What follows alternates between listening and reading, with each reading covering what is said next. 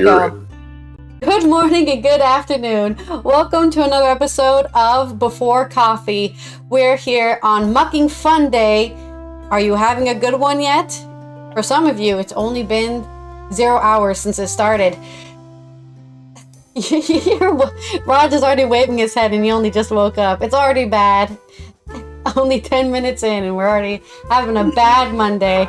My Mondays actually started out pretty well because I woke up and the sun was shining and there's no clouds in the sky. I'm sure they'll start rolling in and it'll start raining as soon as I finish this show, but at least when I woke up, I went outside, walked in the sun.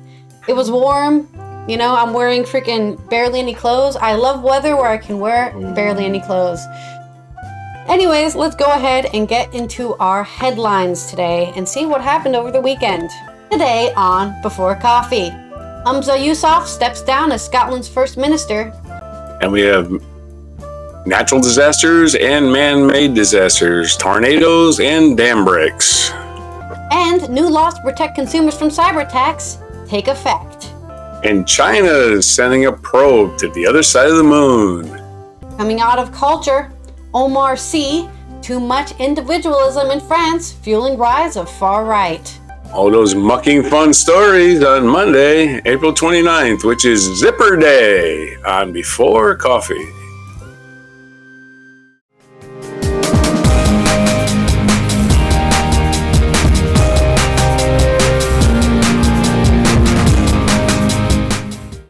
Yes, good morning, Jennifer Sigmund. I hope you're having a good Monday.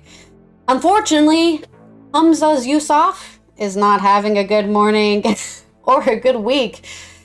I did not cover this last week, but I did see some articles pop up about him having a lot of trouble and probably gonna have to step down, and that is indeed what has happened over the weekend. He has announced that he will step down as First Minister and SNP leader. Little over a year since he was elected. This is from Liddy Brooks on The Guardian. Yousaf told a press conference at Boot House, his official residence, on Monday, which is today, April 29th, that he would remain in post until his successor was elected to ensure a smooth and orderly transition. He was facing 2 confidence votes at Holyrood in the coming days and a spiraling crisis precipitated by his axing of the governing partnership with the Scottish Greens last Thursday, which was April 25th. So on April 25th, he axed their partnership, and they were like, "Fuck you, dude, we're voting you out for no confidence." The Greens responded with fury, announcing hours later they would support a motion of no confidence in Yousaf's leadership brought by the Scottish Conservatives. Without the support of the Greens and with the SNP 2 votes short of majority, this left Yousaf reliant on the vote of Ash Regan, who defected from the SNP last year to join Alex Salmond's Alba party in protest of lack of progress on the independence and the Scottish government's stance on gender recognition reform. The Scottish National Party, or the SNP, their kind of whole big thing that they run on is, we are leaving the United Kingdom. We're done. Brexit was a mistake. Even before Brexit, they were wanting to leave, but now they really wanted to leave after Brexit left, because I don't know if you know anything about Brexit, viewers out there, but Scotland, the majority of Scotland, if you just take the Scottish votes, did not want to leave. So when the England and Wales, I think even Wales didn't want to leave, but I know England for a fact, majority wanted to leave. And it was only London that wanted to stay in Brexit, because of course most of the people live in London. But that wasn't enough to counter all the, the North, and I don't know if it was the North, probably just the Midlands, I don't know. I have to look at the actual paperwork. The point is, Scotland did not want to leave, and then when they said, "We're leaving anyways, fuck you, Scotland," they really wanted to leave the United Kingdom. I actually wrote my bachelor's thesis on this entire topic. Mostly about culture, not about the actual votes. But Yousaf, who was Scotland's first leader of Asian and Muslim heritage, scrapped the Boot House Agreement, which was brokered by his predecessor, Nicola Sturgeon, in 2021, and cemented a progressive, pro-independence majority at Holyrood, after increasing internal criticism within the SNP of Green's influence on policy direction. The Scottish Green Party had been planning its own vote on the future of the agreement after members reacted angrily for the scrapping of climate targets, and an NHS Scotland decision to pause the prescription of puberty blockers following the publication of the CAS review. Yousaf has faced a seemingly endless series of challenges since his election, including the ongoing police investigation into party finances that resulted in the arrest of Sturgeon and her husband, the former SNP chief executive Peter Murrell, being charged with embezzlement. So, even Scotland is not immune to corruption, as much as some people would like to believe. Everyone can fall under corruption, including embezzlement, which I think embezzlement is one of the easier things to do as a politician. Not saying you don't get caught, but it's easy to do. I am curious what this CAS review is. I'm guessing it's... Okay, so it was an independent review of gender identity services for children and young people. And the idea is they're looking for, is it actually good to give young kids who know that they are a boy or a girl and they don't want to be whatever they're born as, puberty blockers so they don't go through puberty and get their entire body chemistry changed when they don't want it, right? They don't want to start sprouting breasts, or they don't want their balls to drop, colloquially said. They should be given the right over their own bodies to block puberty, because if you go through puberty and then you want to transition when you're an adult, you have to basically go through a second puberty, and it's much harder to transition if you went through that first one, because that first one is I guess more natural, so to say. So if you block it, it's way easier. But that's what they're waiting for, and that's why the Green got angry, because they paused their decisions on puberty blockers, waiting for that review to come out. But there's your news coming out of Scotland.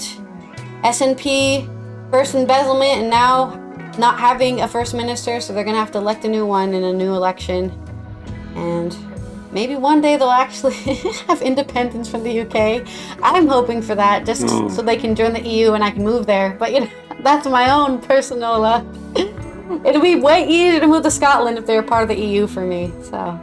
You can always move to Ireland, part of the EU. I guess I could always move to Ireland. You gotta visit there. You gotta visit there. You gotta visit Ireland. It's very beautiful there as well, yeah. Uh-huh. That's my story. Okie dokie. Yep. All right, man. In human tragedy news, we have a man-made disaster as a dam collapsed in Kenya. This is from AP News. At least 40 people die in western Kenya after dam collapses following heavy rains. A dam collapsed in western Kenya early Monday, killing at least 40 people after a wall of water swept through houses and cut off a major road, police said. The old Kajabi Dam, located in Mahiu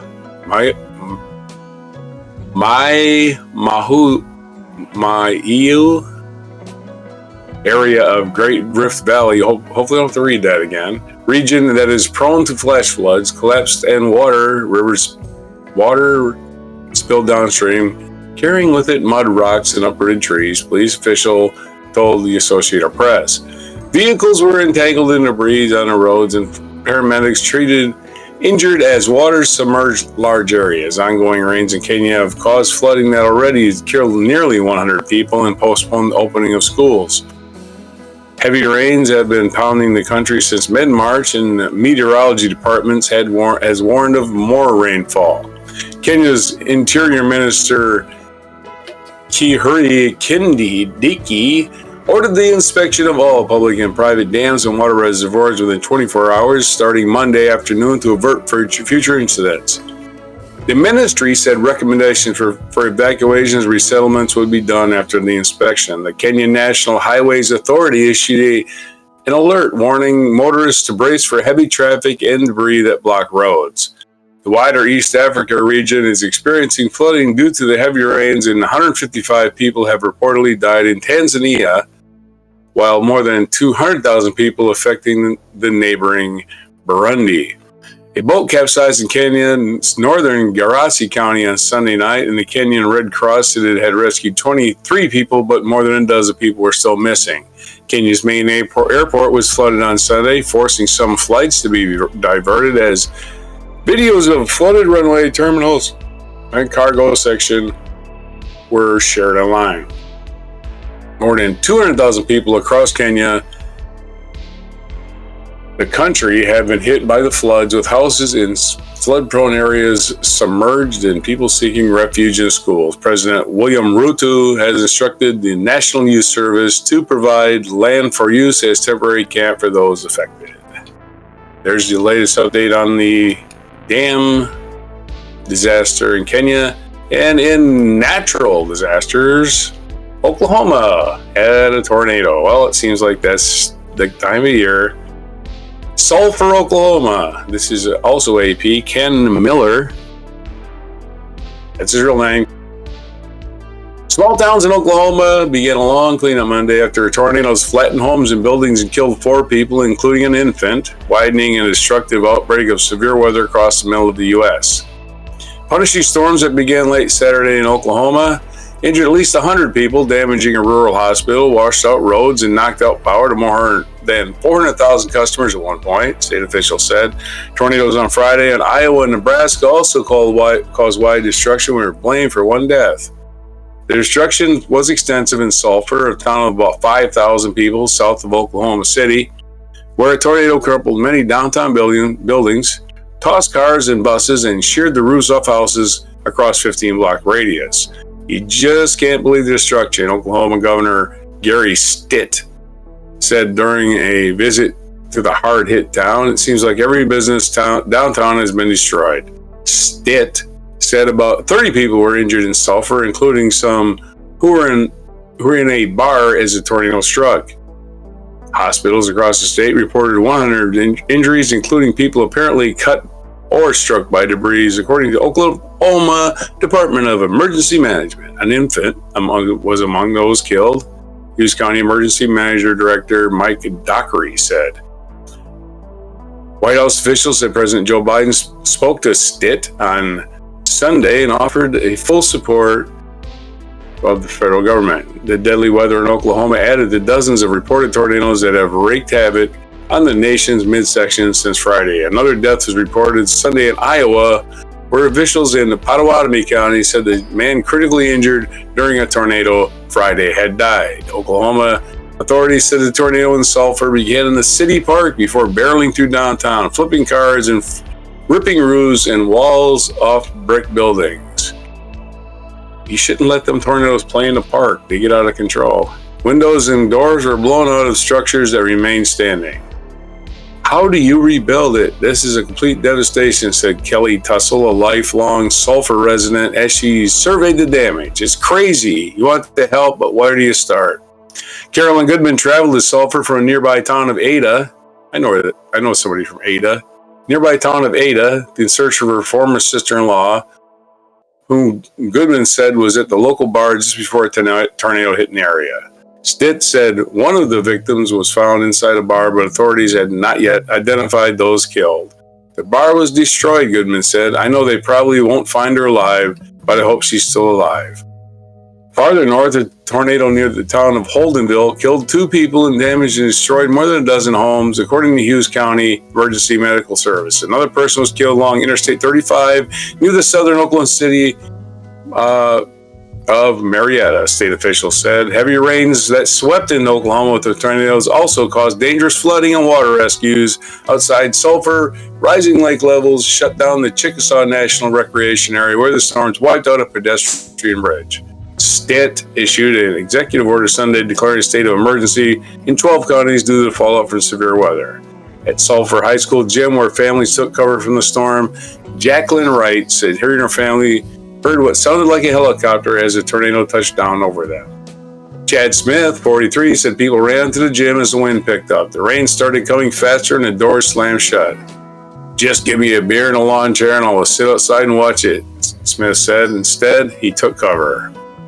Residents in other states are also digging out for storm damage. A tornado in suburban Omaha A tornado in suburban Omaha, Nebraska, demolished homes and businesses Saturday as it moved 4 miles through farmland into subdivisions, then slammed into an Iowa town.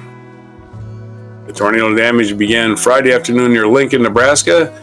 An industrial building in Lancaster County was hit, causing a collapse with 70 people inside. Several were trapped, but everyone was evacuated, and the 3 injured were not life-threatening, authorities said. One of possibly 2 tornadoes then spin around an hour, creeping towards Omaha. Oh, a creeping tornado, leaving behind a damage consistent with the EF3 twister with winds of 135 to 165 miles per hour, which translates into 217 to 265 kph. And Chris Franks, a meteorologist at the National Weather Service Oklahoma office. Nebraska Governor Jim Pilon and Iowa Governor Kim Reynolds spent Saturday touring the damage and arranging for assistance for the damaged communities. Formal damage assessments are still underway, but the states plan to seek federal help. So, Mother Nature's pouring in rain on Kenya, and it's slamming the Midwest, the Great Plains, actually, specifically the Great Plains. There's your natural disaster stories. Not the best words to use for a tornado as slamming and creeping. Really, it was just creeping around Omaha. It slammed into a town. Just. Yeah, it was awful. creeping. It was like outside of Omaha going, I see you, Omaha. I see you. Oklahoma, and Omaha's going, oh shit, we got a creepy tornado. Maybe I'm just that's what happened. Not so scared of death, but I've never been scared of natural disasters myself because there's not really much you can do about it. You just have to accept it's happening. Well, you can take shelter. Yeah. Why? I just mean I'm not going to have a panic attack, you know? Oh, God, it's a tornado.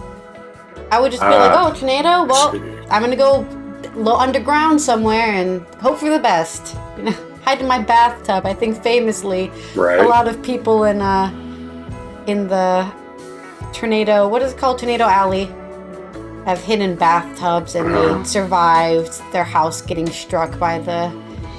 I mean, we used to live there, so 20 or whatever. Best the wind force. But, used to live there, so it wasn't that far from where we used to live. By the way, that's true. I remember hiding in the hallway at school. Ada, Oklahoma is exactly. Let's see. It is exactly, according to Google Maps, an hour and 4-minute drive, but it's like directly. Which is not far for a tornado. No, it's not far for a tornado, and we basically live directly east of this one particular system. It doesn't mean they travel in a northeasterly direction. Yes. They always come from the southwest. That's what they do. I think we covered this before when there were last tornado season. But we looked at the map of all the tornadoes ever, and they all do that. They all just do, I guess they do this. That's what they do. That's what they do. That's how the wind works. Look in the southwest sky. Yeah. Yep, that's the way they go. And we lived in that town called McAllister, and they're like, we never have tornadoes here, but if you go outside of town, you see where tornadoes have gone through. You see where the whole area, giant bridge, flattened trees. Bushes. Yeah, in the ground. You see a long path of flattened trees in certain spots. Good old Oklahoma. Yeah. Twisted tops of trees and flattened. Oh, I guess stay safe out there. Railroad. Look out for creeping tornadoes. You know, listen for the sound of trains. That's famously what you should listen for. In longer news, this has nothing to do with weather, but it has to do with protecting yourself. New laws have been passed in the UK to protect people from cyber attacks. This is coming off of The Independent, and it's written by Sophie Wingate. New laws protecting consumers from hacking and cyber attacks come into effect today on April 29th, with all smart devices requiring to meet minimum security standards.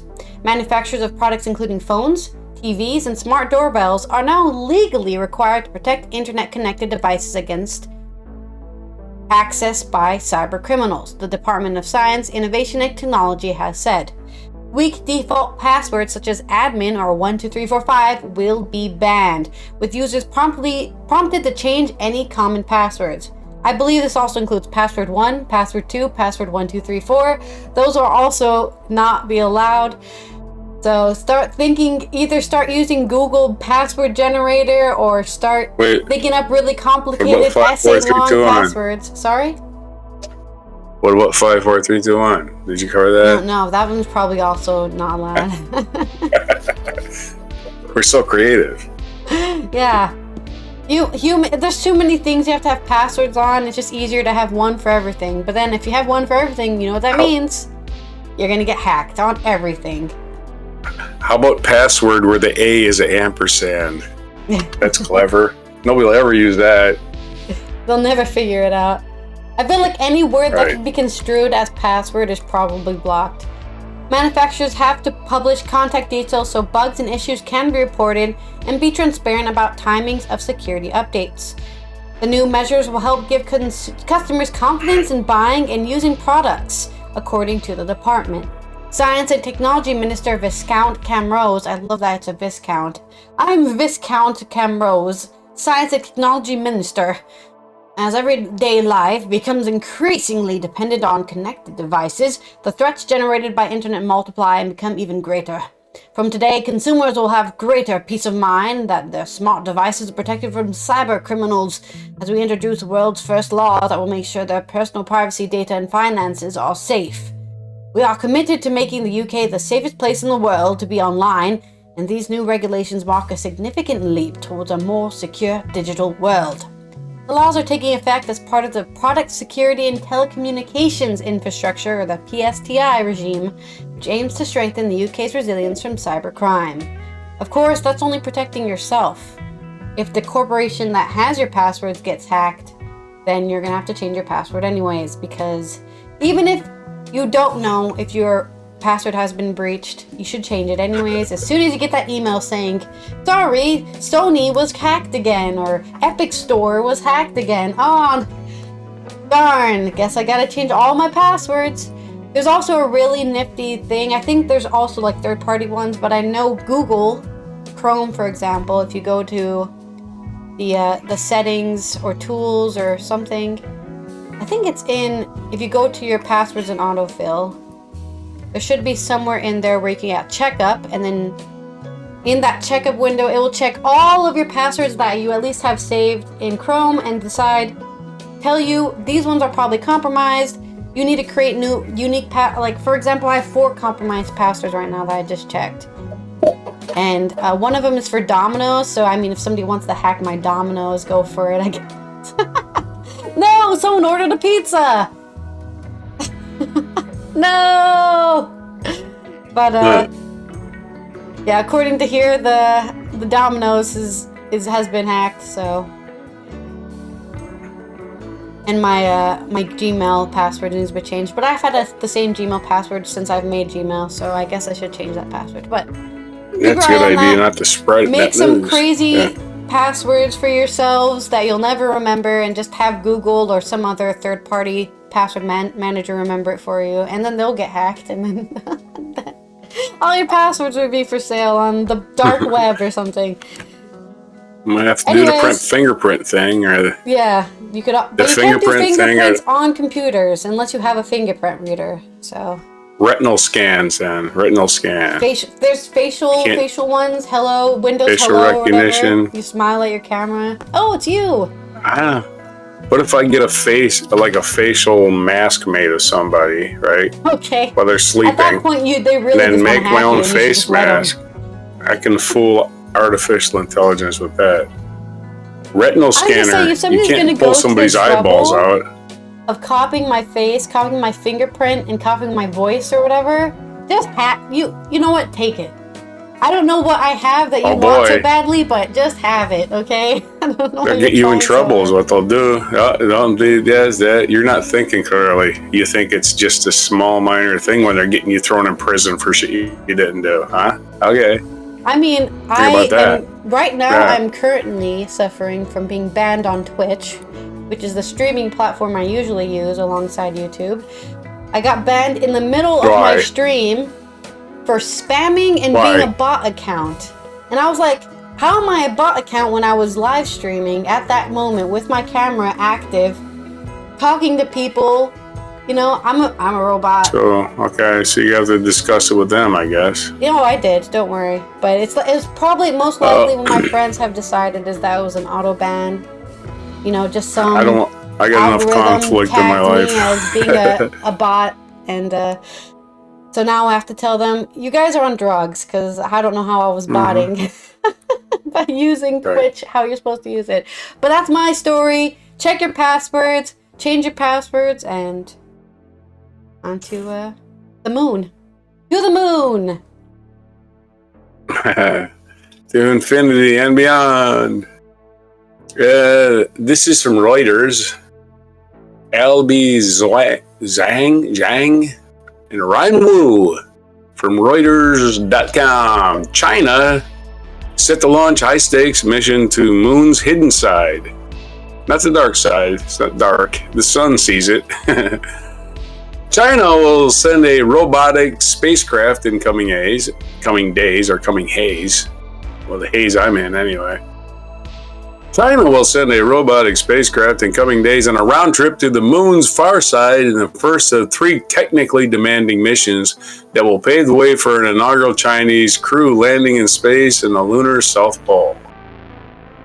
Since the first Chang's mission in 2007, named after the mythical Chinese moon goddess, China has made leaps forward in its lunar exploration, narrowing the technological chasm with the United States and Russia.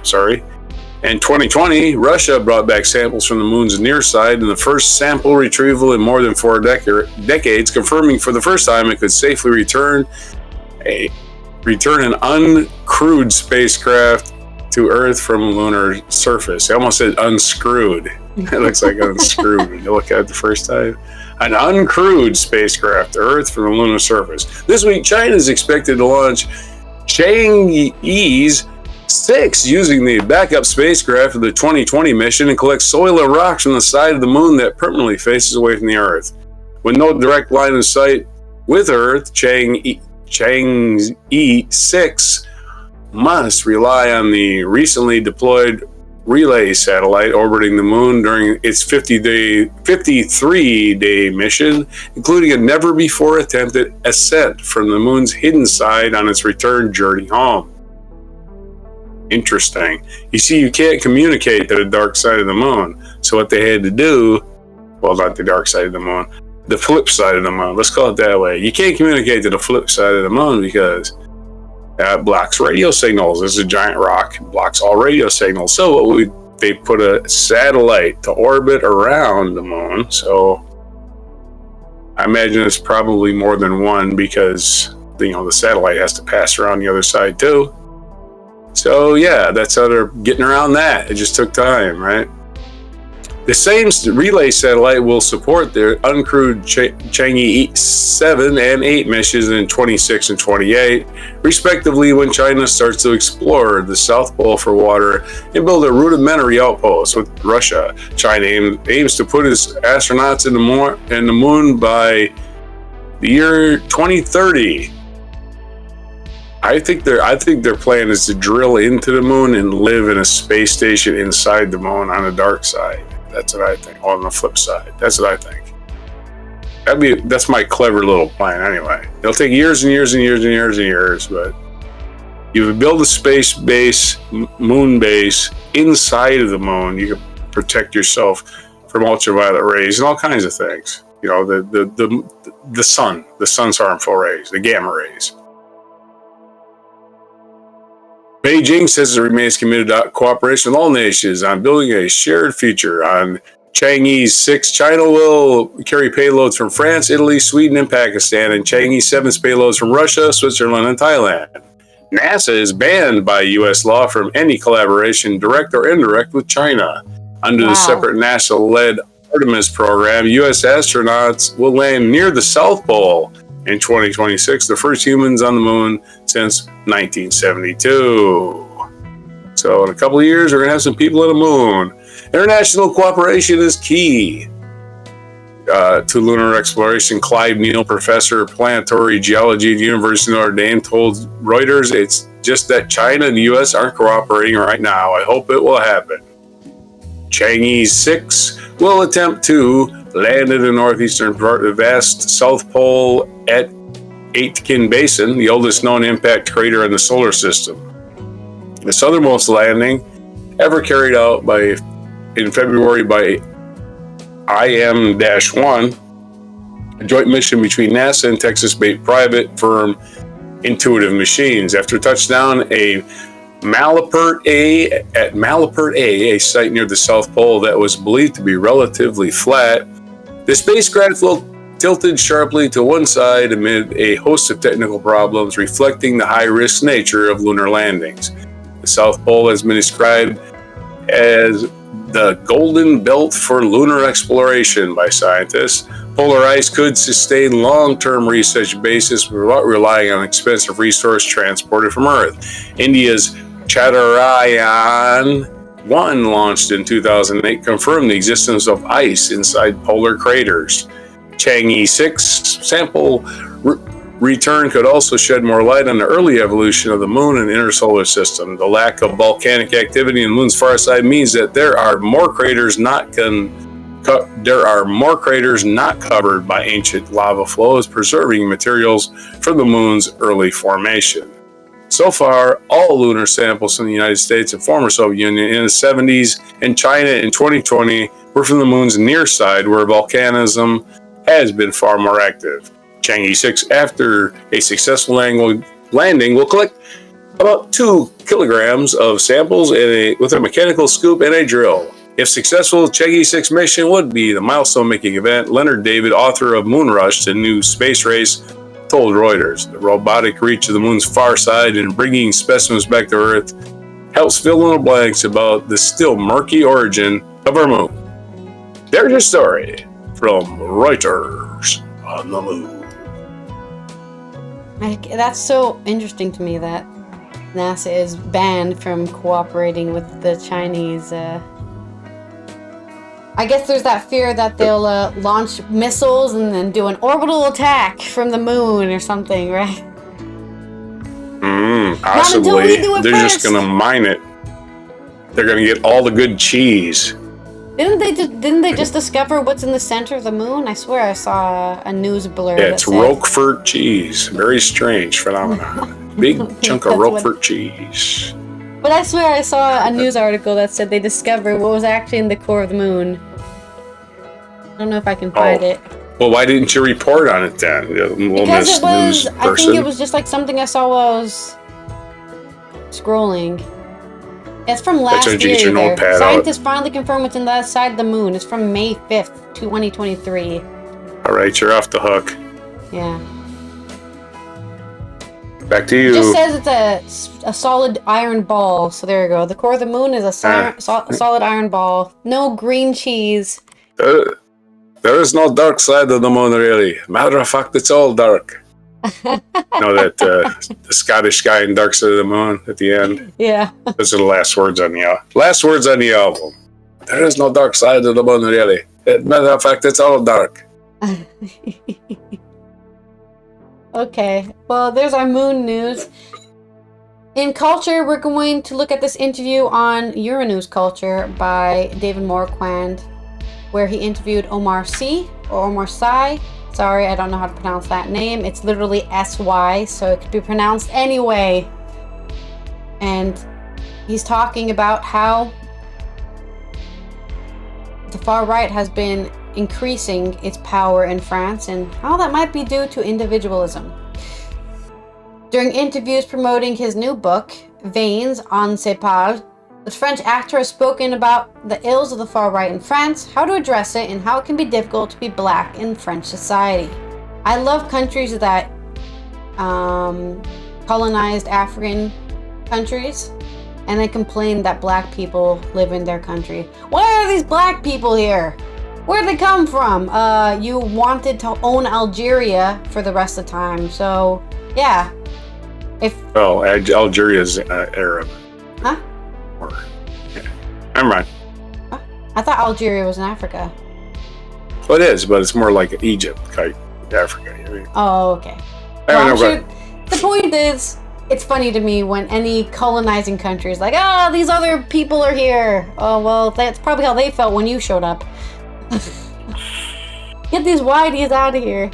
French actor Omar Sy, the star of the hit Netflix series Lupin, and recently appointed jury member at this year's Cannes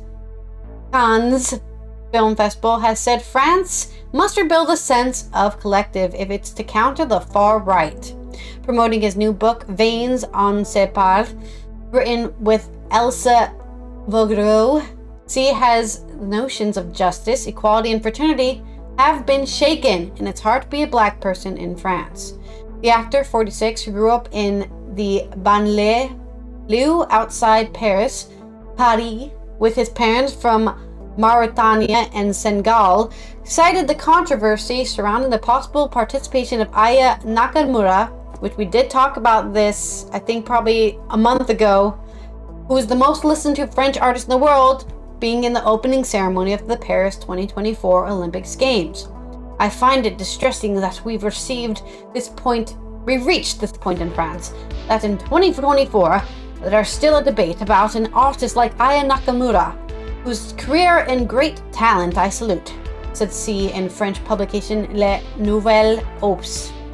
It added in an interview with Le Parisien on the matter of that Nakamura had succeeded in her life. She has transcended her social background and she finds herself in a position where she's a victim of racism. The actor, who became in 2012 the first black French actor to win a Best Actor César Award for the comedy Intouchables, that's tragic. To be fair, the Oscars don't have a really great track record on that either. I believe, what's her name? I can't remember her name right now. She played Catwoman in one of the Batman films. Yeah. Black actress.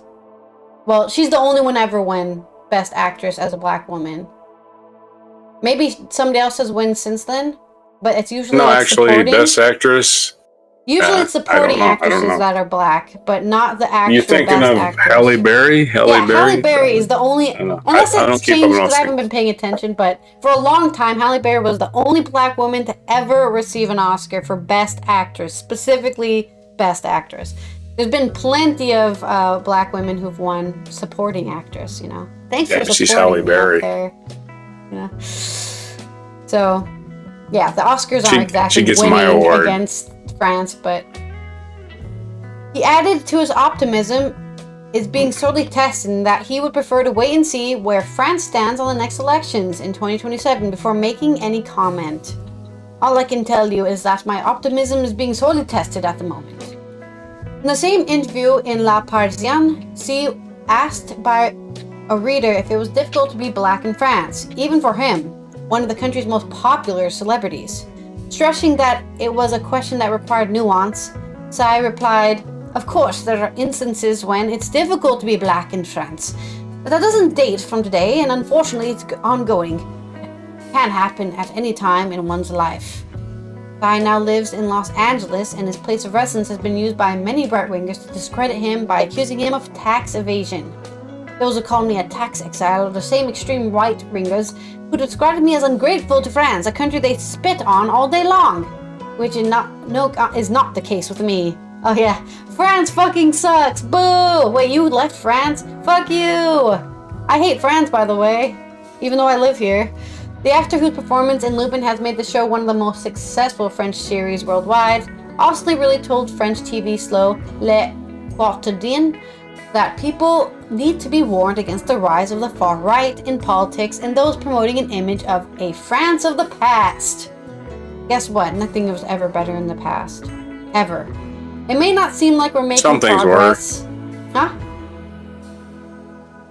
What did you say? Some things were. Yeah, but I'm just saying in general, the world has been better. Like, it might not feel like we're progressing very much, but that's because we're inside of the progress. But if you compare yourselves to 10 years ago, 20, 30, we have been moving forward in just freedom. People feeling like they can be themselves and they're not being controlled by society's expectations or whatever. All that bullshit that basically made people feel like trash for most of human society. Well, that's my history of gravy theory. Like, we live in the times of gravy. We have all this excess everything that we just don't have anything else to do but getting other people's shit. Yep, that's true. Yeah. That's why social media is so popular, because nothing's happening in my life, so I better go get angry there's more for gravy 20 every minutes day on Twitter and, get in troll That's why arguments. AI can take our jobs. Yeah. And then we can just argue on social media for the rest of our lives. Wow, what a life. We can argue about genitalia for the next 5,000 years. Why do I don't care. I don't understand why people care. I don't. Anyways, we must ask ourselves, how do we want to be together? To interact, be part of a group, he commented. Because today everyone in the public space is talking about the individual, about themselves, when they should be thinking about each other. Now, that's not what he said. About themselves, about what hurts them, and has forgotten the group. Highlighting the need to accentuate the notion of the collective, he added, they talk about themselves, about what hurts them, what bothers them, what scares them. They pretend to speak on behalf of the group, but they're just talking about their own neurosis. We have to wake up. I think we need to wake up to one thing. We've got one group to create and not a lot of little groups. I agree. We're all human. Why can't we just agree on that and just end it there? Why is life so complicated? Sure, there's people out there that you disagree with. And I'm a large practicer of do not tolerate the intolerant. If people are not going to tolerate anybody but themselves, you don't need to tolerate them. You can just tell them to fuck off. So, in the words of, I don't know, Nirvana, I guess. Is that what they said? They were always telling people to fuck off. If you don't agree with my politics, it was Jesus. You can just leave. Jesus said that. Yeah. But that's my culture segment on France and the far right and individualism. It's okay to be individual, but don't sacrifice the individual for the group. I think it was Jesus who said, I am who I am, and if you don't like it, you can pound sand. Totally, that's what Jesus said. That's exactly what Jesus said. I think it's in the book of something. I don't know Bible. Book of Paul, or whatever.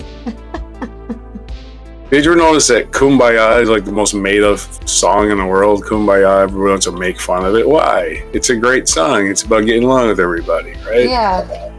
If you want to make fun of that, that's interesting. Anyway, this thought popped in my head. Or as Elvis Costello said, what's so funny about peace, love, and understanding?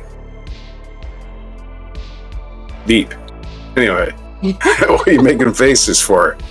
Why are you making a sucked on a lemon face for? Anyway, I was watching it that time. It's because I'm drinking Sprite, so technically I am sucking on a lemon. Sprite?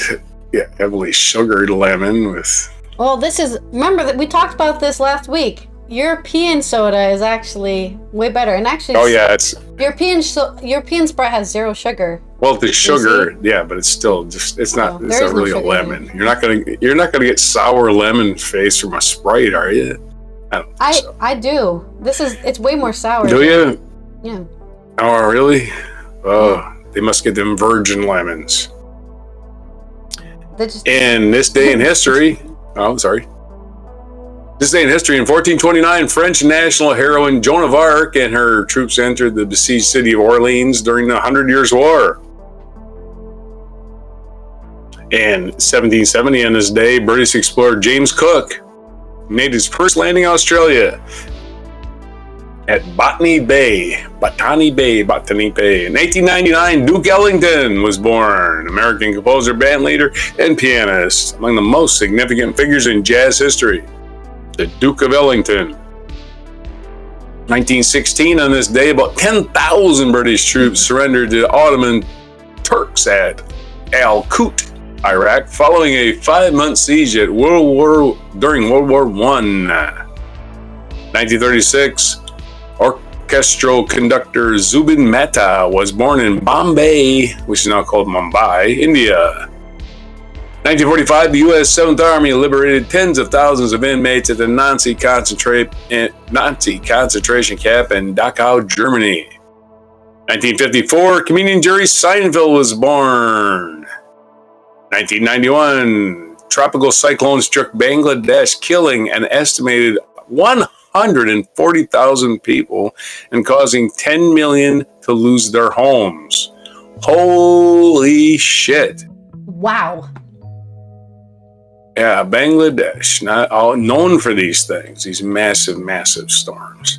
1992, riots erupted in Los Angeles in response to the verdict of a highly publicized trial of 4 white Los Angeles police officers who were acquitted of charges related to the 1991 beating of Rodney King, a black motorist who resisted arrest, which, again, they should have never been found not guilty. Got the film. They just kept hitting the guy. Just kept hitting and hitting. It's like, oh, I don't know how many times. 60, 70 times? And it wasn't just 2 cops. It wasn't just 4 cops. It was a bunch of them. I guess only 4 of them went on trial, though. 2015, in what was thought to be the lowest attended baseball game in Major League Baseball history, the Baltimore Orioles defeated the Chicago White Sox 8-2 in an empty Camden Yards, Baltimore. The game was closed to fans because of the rioting in the city following the death of an African-American man who was fatally injured while in police custody. Of course, they played baseball during the pandemic in front of nobody, so you can just taste that record does not exist. It's tied for the least attended because you just really? Like the people that are filming it, the people that work at the stadium, and that's your attendance, More events in this day.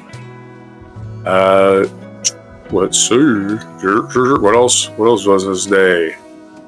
Okay, here's one. The animated TV show The Simpsons aired its 636th episode on this day in 2018, surpassing Gunsmoke to become the longest running scripted primetime show in the United States history.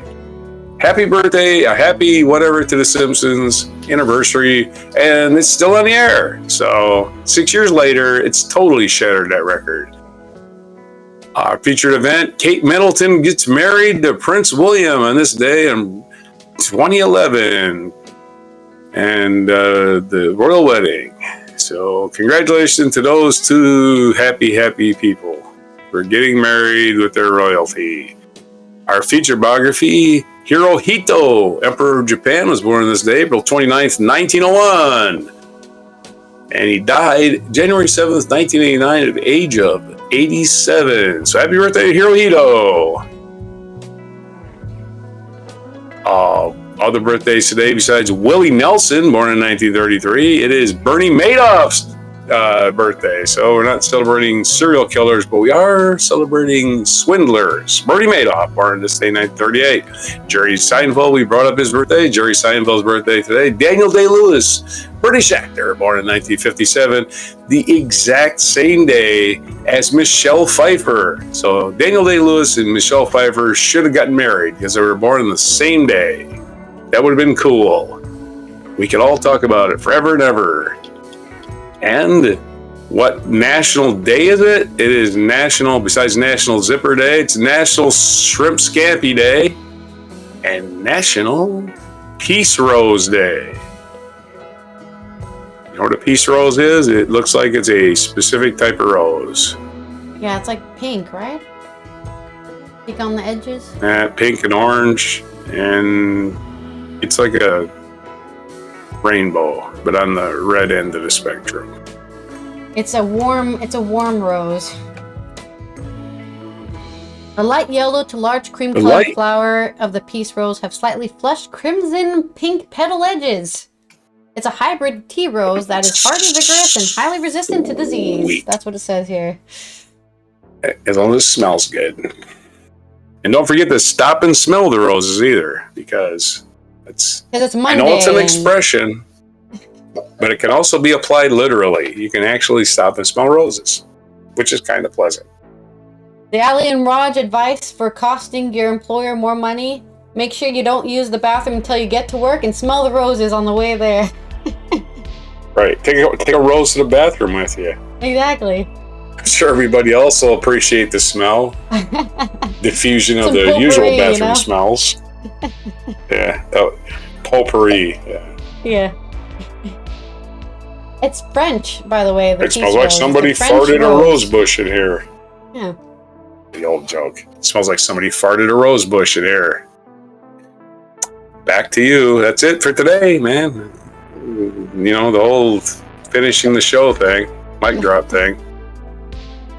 Come on. Already did the... Yeah, today has been the French April episode. 29th, We're talking 2024. about France today. This has been Ally here from the Just Netherlands. yakking. I do hope you do smell the roses. Have a great Peace Rose Day. Discover how to observe National Peace Rose Day, it says here, is to discover the beauty of the rose. Plant one, plant a shrub, clip some roses with others, share a story about peace roses, and of course, don't forget to use that hashtag National Peace Rose Day on social media. Very important. That's right. And close your zipper because it's National Zipper Day. Oh yeah, don't forget. And don't get stuck in your zipper because that's not nice. Oof. Yeah, it's awful. I don't care where you're zipping, it sucks. We will see you tomorrow for Good Tuesday News Day, where we're covering all the good news that we want to cover tomorrow. Reminder that if there's any news stories we did not cover, you can always comment down below. On the YouTube video, we will cover any stories that we haven't covered on Friday's news dump. Don't forget to subscribe, like the video, and here is your mic drop moment. Thank you, everyone. Hello. That was hard-hitting journalism you saw in The Owl. I didn't know you were going to show photos of me from high school. Yeah, it's not really fair.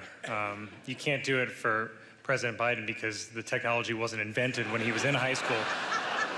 It's not really fair.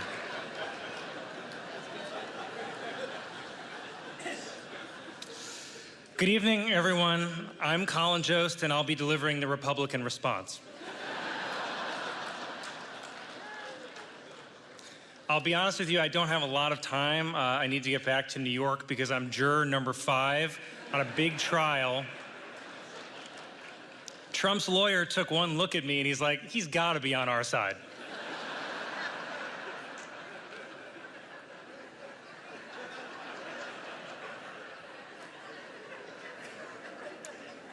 Thank you, Kelly, for that very kind introduction. Mr. President, Dr. Biden, Vice President Harris, Doug.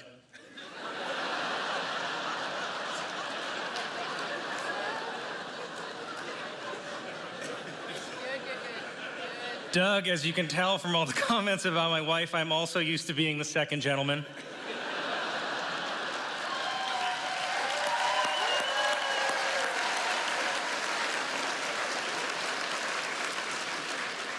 And I am honored to be here hosting what is, according to swing state polls, the final White House Correspondents' Dinner.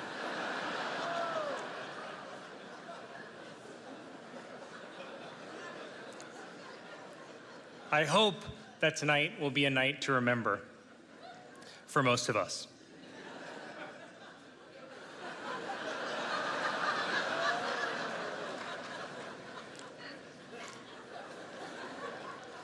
I was excited to be up here on stage with President Biden tonight, mostly to see if I could figure out where Obama was pulling the strings from.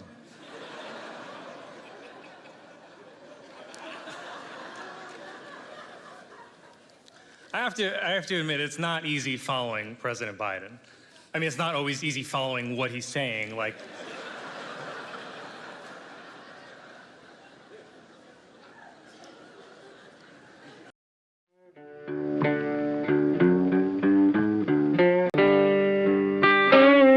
Be sure to hit the like, subscribe, and notify buttons, and follow our other channels, Toxic Alley, History of Gravy, and Scratchy Old Records.